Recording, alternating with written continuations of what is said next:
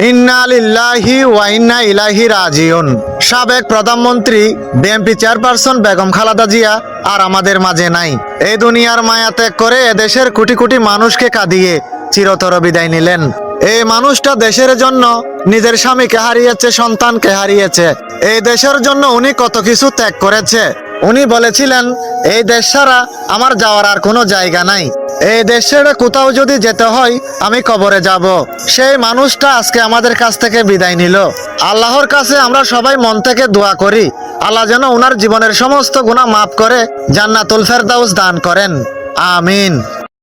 মাঝে আমার জানের জান, মাঝে আমার প্রাণের প্রাণ, তুমি আমার স্নেহের ছোঁয়া, তোমার মুখে শান্তির মায়া, তুমি আমার আলোর দিশা, তুমি মনে প্রথম ভাষা, তুমি ছাড়া কাটে না।